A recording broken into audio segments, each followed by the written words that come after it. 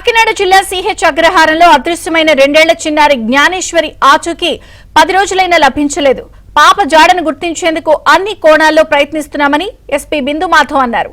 పాప అదృశ్యమైన తీరును బట్టి ఎవరో ముందస్తు ప్రణాళికతో కిడ్నాప్ చేశారని భావించడం లేదన్నారు. జ్ఞానేశ్వరిపై జంతువులు దాడి చేసి అడవిలోకి లాక్కెళ్లాయా అనే కోణంలోనూ దర్యాప్తు చేస్తున్నామన్నారు. చిన్నారి ఆచూకీ కోసం పోలీసులు, ఎన్డీఆర్ఎఫ్, ఎస్డీఆర్ఎఫ్ బృందాలు సమన్వయంతో గాలింపు చర్యలు చేపడుతున్నాయని ఎస్పీ తెలిపారు.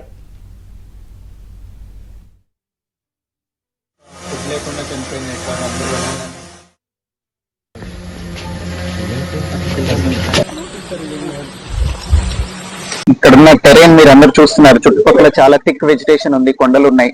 పాప అంతటా పాప ఇంట్లో నుంచి నడిచి వెళ్ళడం వాళ్ళ తల్లి చూశారు, భవానీ గారు చూశారు. సో నడిచి వెళ్ళిన తర్వాత కంచి దగ్గర వేరే వాళ్ళకి కనిపించింది కూడా పాప, తాతబాబు అనే అతనికి. సో అక్కడ దాకా వచ్చింది కాబట్టి అక్కడి నుంచి బయటికి వెళ్ళి ఉంటుంది అనే ఉద్దేశంతో అన్ని యాంగిల్స్ లోనూ దర్యాప్తు చేయడం జరుగుతుంది. సిడిఆర్లు పెట్టాము, ఐపీడీఆర్లు తీసుకున్నాము, టవర్ డంపులు తీసుకున్నాము, సస్పిషియస్ నంబర్స్ ఒకటొకటి ఎలిమినేట్ చేస్తున్నాము. అట్లనే ఈ సర్చ్ ఆపరేషన్ కూడా కంటిన్యూస్ గా జరుగుతుంది. ఫర్దర్ గా కూడా ఇప్పుడే నేను SDRF, NDRF and forest officials తో మాట్లాడటం జరిగింది.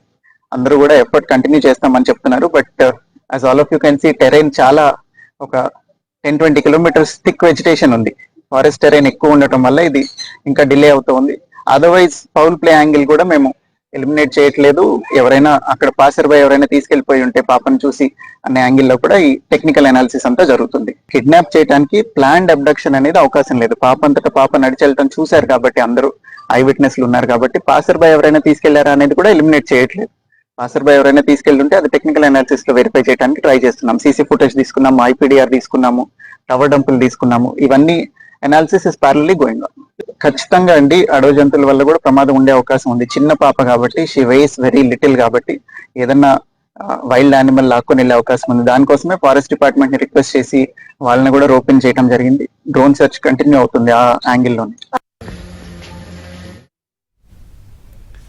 మరోవైపు చిన్నారి అదృశ్యంపై సోషల్ మీడియాలో కొంతమంది వ్యాఖ్యలు తమను ఎంతో బాధిస్తున్నాయని తల్లి భవానీ ఆవేదన వ్యక్తం చేశారు.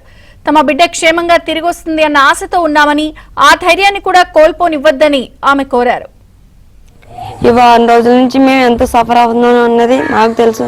పడుకుంటున్నామా, తింటున్నామా, తినలేదా, ఏంటి ఉంటున్నామా, ఎలా ఉంటున్నాము అనేది అది మా ఒక్కరికే తెలుసు.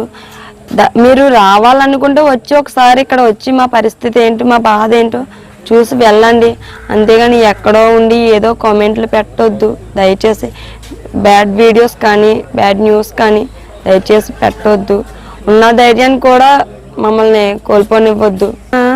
మీరెవరైతే కామెంట్స్ పెడుతున్నారో, నెగిటివ్ కామెంట్స్ ఎవరైతే పెడుతున్నారో, నెగిటివ్ వీడియోస్ ఎవరైతే చేస్తున్నారో దయచేసి తల్లి బాధను అర్థం చేసుకుని కామెంట్స్ కానీ వీడియోస్ కానీ న్యూస్ కానీ తగ్గిస్తారు, ఆపేస్తారు. ఇదివరకు పెట్టిన కామెంట్స్ డిలీట్ చేస్తారు. మా ధైర్యాన్ని మాకు ఉంచుతారు. ఇప్పటికీ కూడా మా పాప వస్తుందని మాకు ఎంతో కొంత ధైర్యంగా ఉంది. ఆ ధైర్యాన్ని నిలబెడతారు.